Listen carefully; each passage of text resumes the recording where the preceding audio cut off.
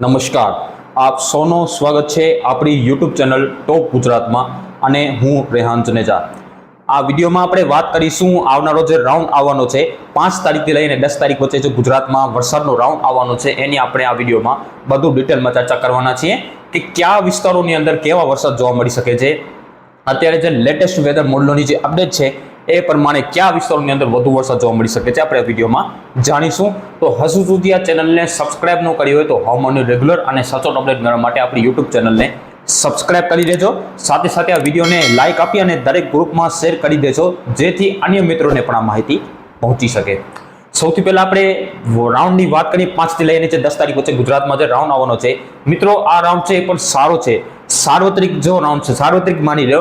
ગુજરાતમાં 80 થી 90% વિસ્તારોની અંદર જો વરસાદ પડે તો એને સાર્વત્રિક રાઉન્ડ ગણવામાં આવે છે અને જે 70% થી મતલબ કે 50 થી 60% વિસ્તારોમાં પડે તો એને સાર્વત્રિક રાઉન્ડ ન ગણવામાં આવે અને જો 80 થી 90% વિસ્તાર કવર કરી લે તો એને સાર્વત્રિક રાઉન્ડ ગણવામાં આવે છે। હવે કયા વિસ્તારોની અંદર એની સૌથી વધારે અસર જોવા મળી શકે છે અને કયા વિસ્તાર એની સૌથી પ્રભાવિત જોવા મળી શકે છે?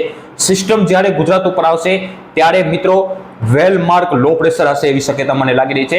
જો કે સિસ્ટમ મજબૂત હશે ગુજરાત ઉપર આવશે ત્યારે, અને અત્યારની સ્થિતિ પ્રમાણે પશ્ચિમ સૌરાષ્ટ્રની સાથે સાથે કચ્છના જે દરિયાકાંઠાના ભાગો છે એમાં સૌથી વધારે અસર જોવા મળી શકે છે અને ત્યાં ભારેથી લઈ અને અતિ ભારે વરસાદ જોવા મળી શકે છે। જો કે આપણે અનુમાન આપીએ છીએ એમાં ફેરફાર થવાની શક્યતા પણ રહેશે, પણ આપણે પહેલાથી જ અનુમાન લગાવી દીધું કે પશ્ચિમ સૌરાષ્ટ્રમાં વધારે વરસાદ જોવા મળી શકે છે। તો એ વાત ઉપર આપણે જે 2 દિવસ પહેલા જે વિડીયો મૂક્યો છે એ વાત ઉપર આપણે હજી પણ અડીખમ છીએ। પશ્ચિમ સૌરાષ્ટ્રમાં મિત્રો વધારે વરસાદ જોવા મળશે, આંકડા યાદ રાખી લેજો, વિસ્તાર યાદ રાખી લેજો। જે આપણે અગાઉ કહ્યું હતું, અગાઉ જે રાઉન્ડ આવ્યું તેમાં કીધું હતું કે દક્ષિણ પશ્ચિમ સૌરાષ્ટ્રના આંકડા કલ્પના બહારના આવી શકે છે। તો ત્યાં હવે પશ્ચિમ સૌરાષ્ટ્રના વિસ્તારો છે ત્યાં પણ મિત્રો કલ્પના બહારના આંકડા આવશે, એ તમને ખાસ ધ્યાન દેવું જોઈએ છે કારણ કે ત્યાંના મિત્રો પણ આપણી ચેનલ સાથે હશે અને જો નહીં હોય તો પણ આ વિડીયો જોઈ લેજો અને સમજી જજો કે કયા વિસ્તારોની અંદર વધારે વરસાદ જોવા મળશે। હવે પહેલા નંબરની જે વાત છે ક્યાં વધારે વરસાદ જોવા મળશે એની શક્યતા, આપણે શક્યતાવાળા વિસ્તારોની વાત કરીએ તો મિત્રો એ છે પશ્ચિમ સૌરાષ્ટ્રના દેવભૂમિ દ્વારકા, જામનગર અને પોરબંદર અને જુનાગઢના ભાગો। 5 જિલ્લા છે, દેવભૂમિ દ્વારકા, પોરબંદર, જુનાગઢ, જામનગર, આ 4 જિલ્લા છે, 5 ની 4 જિલ્લા છે। આ વિસ્તારોની અંદર આંકડા કલ્પના બહારના આવી શકે છે। ત્યાંના મિત્રોએ ખરેખર સાવચેત રહેવાની જરૂર છે। આપણે કોઈ જાતનો બીવરાવતા નથી કે કોઈ જાતનો ડરાવતા નથી, જે અનુમાન છે, જે શક્યતા છે, જે અત્યારની લેટેસ્ટ વેધર મોડલોની જે અપડેટ છે એ પ્રમાણે આ વિસ્તારના મિત્રોને ખરેખર સાવચેત રહેવાની જરૂર આપણે લાગી રહી છે। આપણે પણ હજી પણ આપણે વિસ્તાર જાણી લઈએ, એમાં કોઈ જાતનો આપણે પ્રોબ્લેમ નથી। જુનાગઢ, પોરબંદર, દ્વારકા, જામનગર, આ જે 4 જિલ્લા છે સૌરાષ્ટ્રના, એને સાવધાન રહેવાનું જરૂર છે। હવામાન વિભાગે ત્યાં રેડ એલર્ટ મૂકવો પડશે 6, 7 અને 8 તારીખમાં। ત્યાં વિસ્તારોની અંદર રીતસરનું મેઘતાંડવ જોવા મળશે, ભારેથી અતિ ભારે વરસાદ જોવા મળી શકે છે। જે અત્યારની જે વેધર મોડલોની જે લેટેસ્ટ વેધર મોડલોની જે અપડેટ છે એ પ્રમાણે ત્યાંના મિત્રોએ ખાસ સાવચેત રહેવાની જરૂર છે। હવામાન વિભાગે ખરેખર ત્યાં રેડ એલર્ટ આપવાની જરૂર પડશે કારણ કે ત્યાં એટલો મુસળધાર વરસાદ જોવા મળી શકે છે। આ તો 4 જિલ્લાની વાત રહી પશ્ચિમ સૌરાષ્ટ્રના। દક્ષિણ સૌરાષ્ટ્રની વાત કરીએ તો ગીર સોમનાથ, અમરેલી, ભાવનગર, બોટાદ, સુરેન્દ્રનગર, મોરબી, આ વિસ્તારો છે ત્યાં પર મધ્યમથી સારા વરસાદ જોવા મળી શકે છે। એકંદરે ત્યાં પર વરસાદની ગતિથી સારી જોવા મળી શકે છે। રાજકોટ અને મોરબી, સુરેન્દ્રનગર, બોટાદ, અમરેલી, ગીર સોમનાથ અને ભાવનગર, આટલા જે જિલ્લાઓ છે સૌરાષ્ટ્રના ત્યાં પણ મધ્યમથી ભારે વરસાદ જોવા મળી શકે છે, મતલબ કે મધ્યમથી સારા વરસાદ ત્યાં પણ જોવા મળી શકે છે। ત્રીજા નંબરની વાત છે દક્ષિણ ગુજરાતની, તો દક્ષિણ ગુજરાતના તમામ જિલ્લાઓમાં વધારે વરસાદ જોવા મળશે। એમાં પણ જે વલસાડથી લઈ અને જે મુંબઈના જે દહાનુરોધના જે વિસ્તારો છે, દહાનુરોધ છે અને ત્યાંથી લઈ અને વાપી, વલસાડના વિસ્તારો છે ત્યાં ભારેથી લઈ અને અતિ ભારે વરસાદ જોવા મળી શકે છે। ત્યાં પર રીતસરનું મેઘતાંડવ થશે, ત્યાંના મિત્રોને પણ ખરેખર સાવચેત રહેવાની જરૂર પડશે। અને નવસારી, સુરત અને આ વિસ્તારો છે, નર્મદા, તાપી, ડાંગ, બિલીમોરા, આ વિસ્તારોની અંદર પણ ભારેથી ક્યાં અતિ ભારે વરસાદ જોવા મળી શકે છે। મધ્ય ગુજરાતની વાત કરીએ તો મધ્ય ગુજરાતના તમામ જિલ્લાઓમાં સારી શક્યતા રહેશે, પણ જે અમદાવાદ, વડોદરા, ગાંધીનગર, આણંદ, આ વિસ્તારો છે ત્યાં વધુ વરસાદ જોવા મળી શકે છે। નડિયાદમાં પણ મધ્યમથી એકંદરે સારા વરસાદ જોવા મળી શકે છે, મધ્યમથી ભારે વરસાદ જોવા મળી શકે છે। અને તમામ જિલ્લાઓ મધ્ય ગુજરાતના આપણે વિસ્તાર ફરીથી જણાવી લઈએ, ગાંધીનગર, અમદાવાદ, વડોદરા, સાણંદ, અને નડિયાદ, ખેરા આ વિસ્તારો છે, બધા વિસ્તારોની અંદર, વિરમગામ બધા વિસ્તારોની અંદર વરસાદ છે એ સારામાં સારા જોવા મળી શકે છે. છોટાઉદેપુર, અરવલ્લી, મહીસાગર આ વિસ્તારમાં પણ ભારે તો ક્યાંક અતિ ભારે વરસાદ, જે એમપી બોર્ડર વાળો વિસ્તાર છે ત્યાં ક્યાંક અતિ ભારે વરસાદ પણ જોવા મળી શકે છે. ઉત્તર ગુજરાતની વાત કરીએ તો ઉત્તર ગુજરાતના પણ તમામ જિલ્લાઓની અંદર વરસાદ વધારે જોવા મળી શકે છે.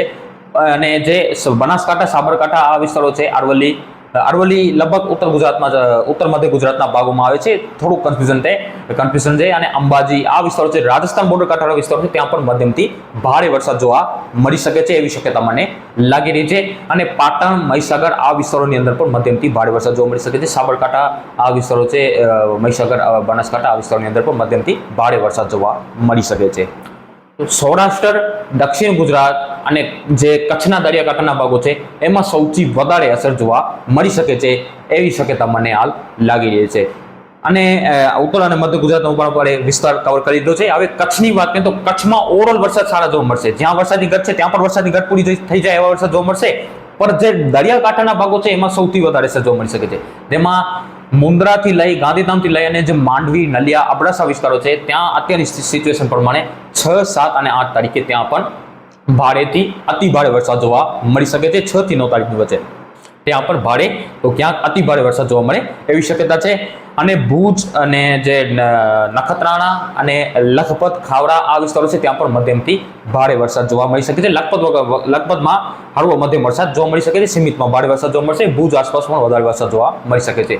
પૂર્વ કચ્છમાં પણ મધ્યમથી સારા એકંદરે વરસાદ જોવા મળી શકે છે. બહુ અતિ ભારે વરસાદ પૂર્વ કચ્છમાં નથી, પણ મધ્યમથી સારા વરસાદ ત્યાં પણ જોવા મળી શકે છે. ત્યાં પણ કોઈ જાતનું આપણે ટેન્શન નથી, ત્યાં પણ મધ્યમથી સારા વરસાદ જોવા મળી શકે, જેમાં સામખિયાળી અને જે તેની આસપાસના વિસ્તારો છે, ભચાઉ, રાપર આ વિસ્તારોની અંદર પણ મધ્યમથી સારા વરસાદ જોવા મળી શકે છે. તો આ પ્રમાણે આખા ગુજરાતનો આપણે વિસ્તારથી માહિતી આપી છે કે કયા કયા વિસ્તારોની અંદર કેવા વરસાદ જોવા મળી શકે છે. મિત્રો ખાસ ધ્યાન આપજો, આ જે લેટેસ્ટ વેધર મોડલની જે અત્યારની સ્થિતિ છે એ પ્રમાણે અપડેટ છે.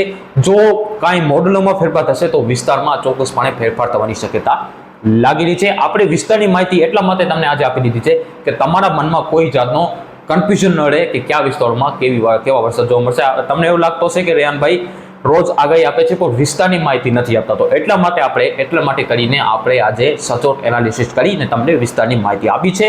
આ પ્રમાણે વિસ્તાર છે, જો કાંઈ સિસ્ટમના ટ્રેકમાં ફેરફાર થશે તો વિસ્તારમાં પણ ચોક્કસપણે ફેરફાર થવાની શક્યતા લાગી રહી છે. આ અપડેટ છે એ તમને ટાઈમ પણ જણાવેલું, આ છેલ્લા 2 વાગ્યાની અપડેટ છે, લેટેસ્ટ વેધર મોડલની અપડેટ છે. જો એમાં ફેરફાર થશે તો વિસ્તારમાં પણ ફેરફાર થવાની શક્યતા લાગી રહી છે. પણ હવે તમે આ વિસ્તારો છે એ પશ્ચિમ સૌરાષ્ટ્રના વિસ્તારો છે અને ફાઇનલ ગણી લો, ત્યાં વધારે વરસાદ જોવા મળી શકે છે.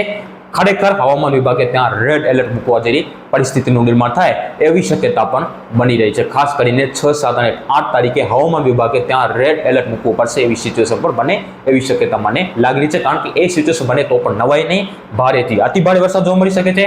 પશ્ચિમ સૌરાષ્ટ્રના વિસ્તારોને રીતસરનું સાવધાન રહેવાની જરૂર છે. કોઈ જાતનો આપણે બીવડાવતા પણ નથી અને ડરાવતા પણ નથી. જે શક્યતા છે એ તમને માત્ર ને માત્ર શક્યતા આપી રહ્યા છે.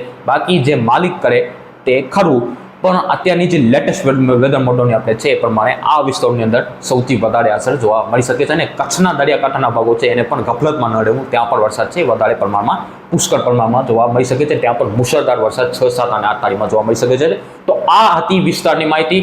આખા વિસ્તારનો આપણે કવર કર્યો. ઉત્તર ગુજરાત હોય કે મધ્ય ગુજરાત હોય કે સૌરાષ્ટ્ર હોય કે દક્ષિણ ગુજરાત હોય, કચ્છ હોય, બધા વિસ્તારોની આપણે વિસ્તારની માહિતી આપી છે. એમાં કોઈ વિસ્તાર છૂટે હોય તો તમે કોમેન્ટ બોક્સમાં જણાવજો. એની અપડેટ છે આપણે, એની ચર્ચા છે આપણે નેક્સ્ટ વિડીયોમાં કરશું. મળીશું હવે આવતીકાલે નવી અપડેટ સાથે. ત્યાં સુધી બધાને આભાર.